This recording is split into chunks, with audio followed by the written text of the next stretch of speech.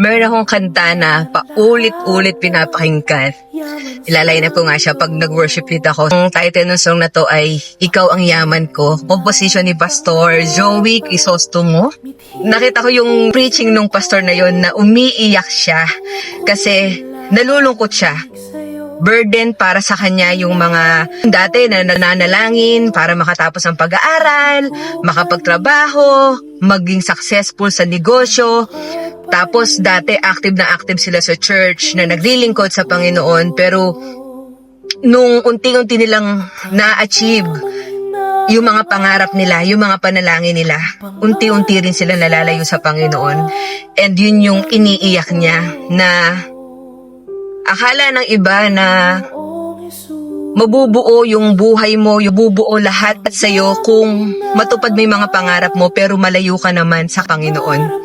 Yes, gusto ng Panginoon tugunin ang ating mga panalangin, pero kung yun naman yung maglalayo sa atin, sa Kanya, ayaw ng Panginoon yun. Gusto ng Lord ay yung mga bagay na meron tayo, yung mga bagay na tinatangkilik natin ay magpalapit lalo sa Kanya.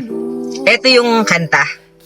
Makamtan ko man lahat ng yaman sa mundo, makamit ko man pangarap at mithin ng puso ko.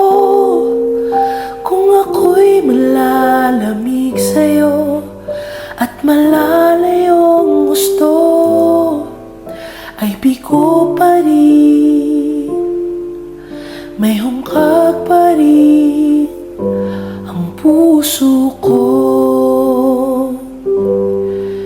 Ikaw ang yamang hinahangad, ang pangarap kong sasapat, Panginoon, Panginoong Jesus.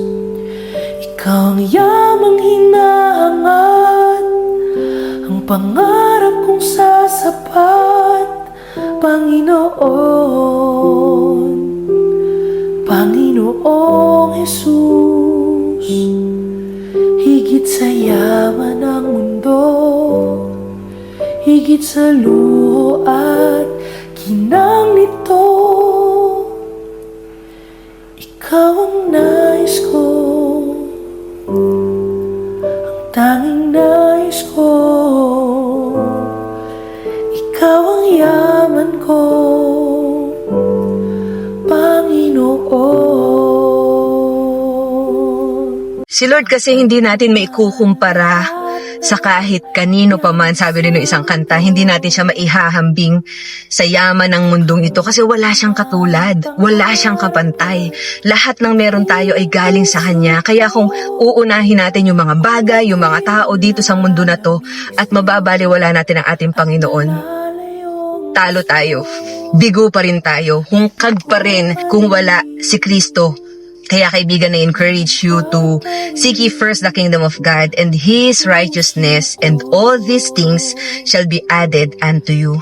Alam nyo kung paano kang nagdi-desire na maglingkod sa Panginoon, wag po kayo magtaka na mas matindi din po yung atake ng kaaway sa inyo. Kasi nakikita ng kaaway yung plano ng Diyos sa buhay mo, kaya gagawa siya ng paraan para ikaw ay atakihin. Pero God is with you. If God is with you, who can be against you? Ibig sabihin, yes, nandyan yung atake ng kaaway, pero hindi sila magtatagumpay kasi God is with you. Yun yung lagi kong sinasabi. At yun yung katotohanan na anuman yung pagdaanan natin, hindi tayo iiwanan ng ating Panginoon. Kasama natin siyang humarap sa lahat ng laban ng ating buhay. Kasi nga, mahal na mahal na mahal ka niya. Maraming salamat. I am Blessed Victoria. I am forever blessed, and so are you. Bye, guys! Ikaw ang yamang hinahangad, ang pangarap kong sasapat, Panginoon, Panginoong Jesus. Ikaw ang yamang hinahangad, ang pangarap kong sasapat, Panginoon, Panginoong Jesus. Higit sa yaman ng mundo, higit sa luha at ginang nito. Ikaw ang nais ko, ang tanging